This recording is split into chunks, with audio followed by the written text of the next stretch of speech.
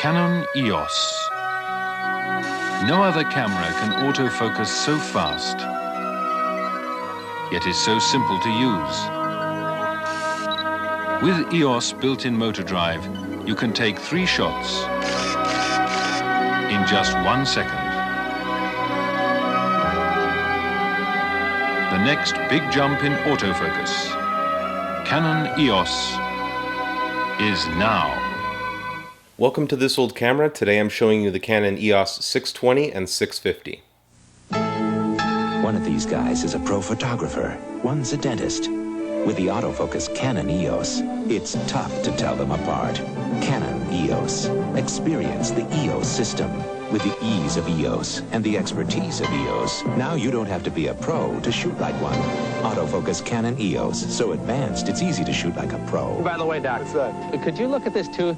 The Canon EOS 650 and 620 were released in March and May of 1987 and were the first two of Canon's SLRs to adopt the new EF mount, which allowed for more communication between the lens and body. This allowed for faster than ever autofocus, more accurate auto exposure, and quieter operation. Canon decided they needed a new mount that would allow them to put the autofocusing mechanisms within each lens, reducing torque, noise, and focus time. Canon said it was designed for the future, and here we are 30 years later still using the same mount. The 650 and its big brother the 620 had a decent amount of accessories right off the launch, including 2 speed lights, the 300 and the 420 EZ, 2 alternate backs, and of course the first 13 EF lenses. Stephen Booth of Popular Mechanics wrote in 1988 that they are the fastest autofocus cameras available to date. Canon made a bold move, and this wasn't a simple mount swap. The aperture control was now completely operated through the body with no mechanical override. If you were a long-time Canon user, you might even feel betrayed, especially since some argued Canon didn't need to change their mount in order to introduce autofocus. At this time, the FD mount was still in use, but clearly it would be phased out. Popular Photography posed the question and speculated as to why the mount was changed, and took a detailed look into the technical history of the Canon mounts. It was one writer's opinion that autofocus could have been adapted to the FD mount, while Canon maintained that the lack of room in the body around the mirror box for electronics was the bottom line. メカニカルな連動だとどうしてもその将来の発展に制約になるというのはもうその当時から分かってましたので、電気エネルギーを送ることとあと通信ですね。それでマウントインターフェースを構築してシンプルなその電子マウントにしたというところです。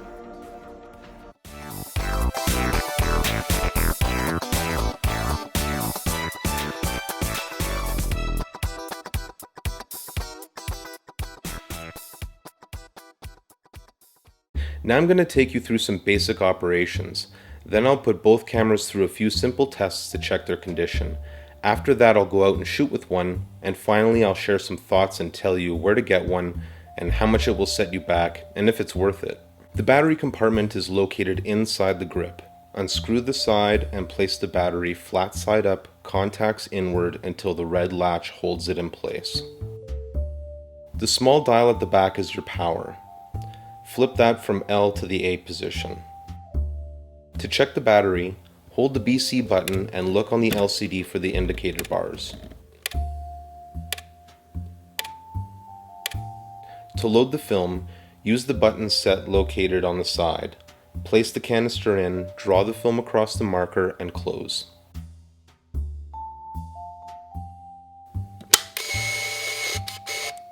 If your film isn't DX coded, or if you want to push or pull your film, you can hold the 2 middle buttons and dial in another ISO. Metering is changed by using the blue button and cycling through spot, evaluative, and self-timer.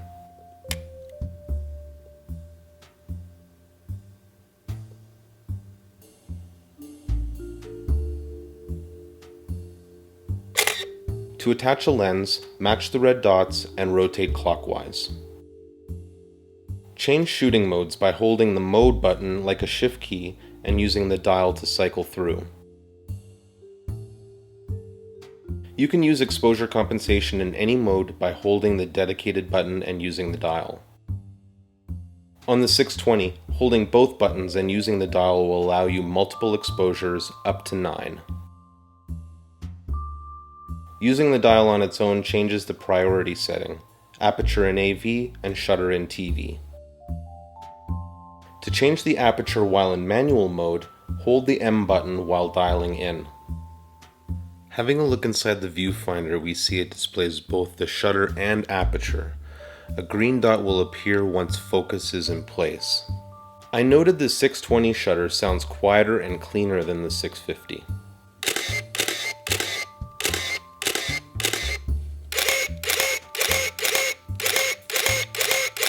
When the roll is finished, it will stop and auto-wind.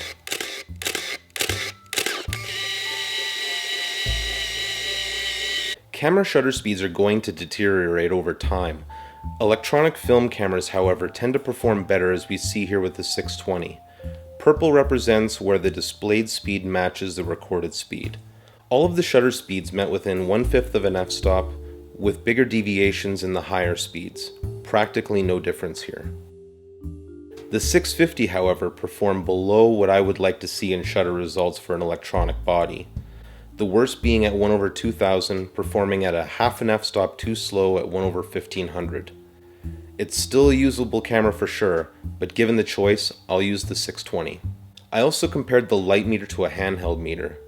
I used the spot meter on the 620 and 650 to the spot meter on the 758DR on an evenly lit surface, and I got varying results. The 650 is off by about 1/5 of an f-stop. In this case, making the image slightly brighter than it needs to be. And the 620 is about 1/3 of an f-stop darker on its readings than my handheld meter. While the 650 is certainly usable, the meter and slow shutter are going to produce overexposed images, potentially more than a half an f-stop. The 620, however, has a near perfect shutter. The meter is slightly off, but not enough for me to not rely on it in program or priority modes. If I wanted to, I could set my exposure compensation to overexpose by 1/2, which won't make it perfect, but will still make it closer. I shoot and develop using all Kodak products, including Kodak Tri-X 400 for film, HC110 for developer, an indicator stop bath, powder fixer, hypoclear, and PhotoFlow 200. To test the EOS 620, I went to photograph the Center Street Bridge here in Calgary. It was built in 1916 and designed by John F. Green.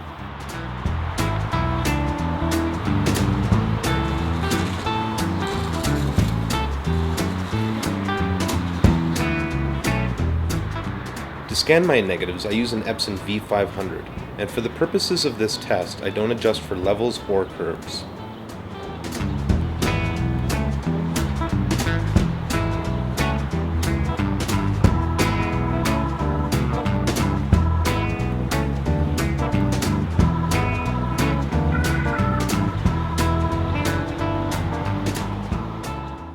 Let's talk about some pros and cons. Here are the pros. Using your modern Canon EF lenses is what will likely attract you the most. I was very surprised with the super quick focusing, and I would say it competes, if not beats, some modern cameras. Durable sealing and an electronic shutter means more security when buying one secondhand. Here are the cons. The focus is fast but not always accurate. Sometimes it just spins and stops and doesn't lock into anything, forcing you to half press the shutter again.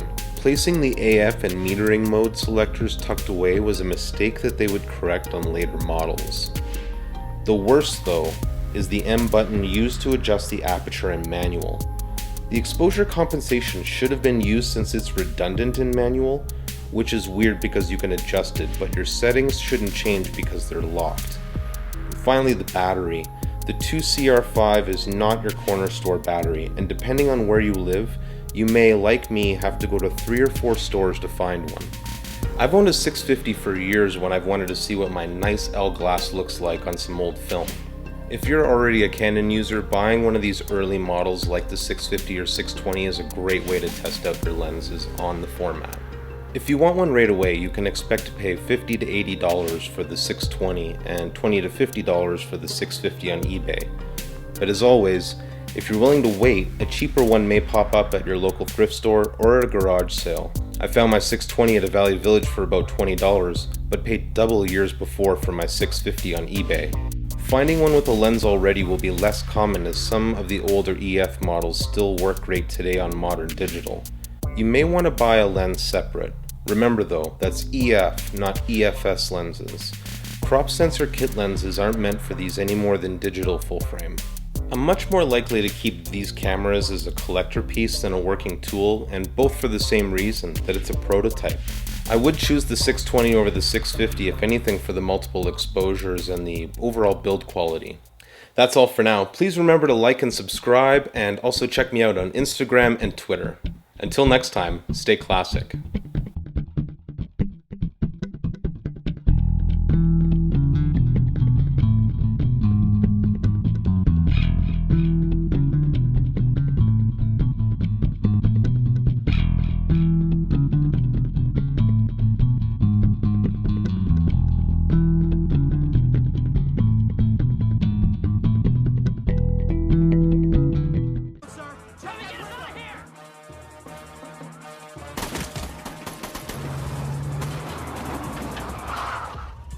Excuse me!